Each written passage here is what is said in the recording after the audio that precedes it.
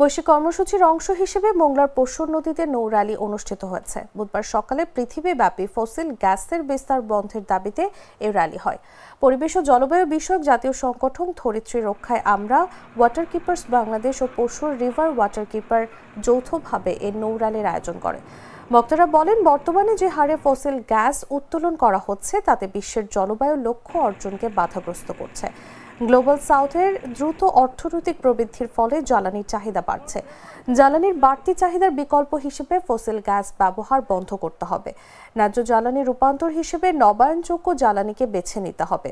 জীবাশ্ম জ্বালানির ব্যবহার বিষয়ে প্যারিস চুক্তির সঙ্গে সামঞ্জস্যপূর্ণ নীতিমালা গ্রহণ করে G20 ও COP30 সম্মেলনের সিদ্ধান্তে তা অন্তর্ভুক্ত করার দাবি জানান তারা।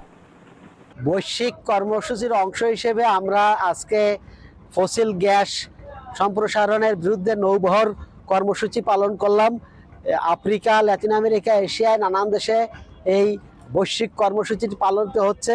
যেহেতু উন্নত বিশ্বের বাইরে 85% জ্বালানি চাহিদা বৃদ্ধি পাচ্ছে, তো এই জ্বালানি চাহিদা আমরা মনে করি যে কয়লা তেলের বিকল্প হিসেবে কখনো ফসিল গ্যাস হতে পারে না।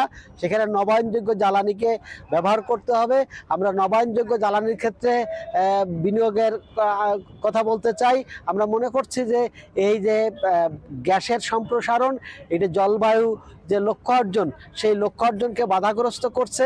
কাজেই জলবায়ুর লক্ষ্য অর্জন, প্যারিস চুক্তির বাস্তবায়ন এবং সবুজ পৃথিবী গড়তে, একটি টেকসই সবুজ পৃথিবী গড়তে জীবাশ্ম জ্বালানি পরিহার করতে হবে।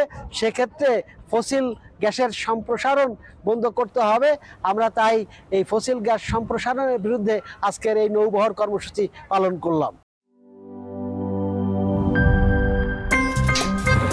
আমার একটা স্মার্ট সিদ্ধান্তে 25% গ্যাসের খরচ কমেছে। ভাবছেন কিভাবে? সাধারণ গ্যাস স্টোভ বদলে আমি এনেছি আরএফএল গ্যাস স্টোভ। এর সাইন্টিফিক নজল ও ব্রাস বার্নার ক্যাপ সমানভাবে তাপ ছড়িয়ে রান্না করে দ্রুত। তাই গ্যাসও বাঁচায় 25%, টাকাও বাঁচে 25%। আরএফএল গ্যাস স্টোভ নিরাপদ ও গ্যাস সাশ্রয়ী।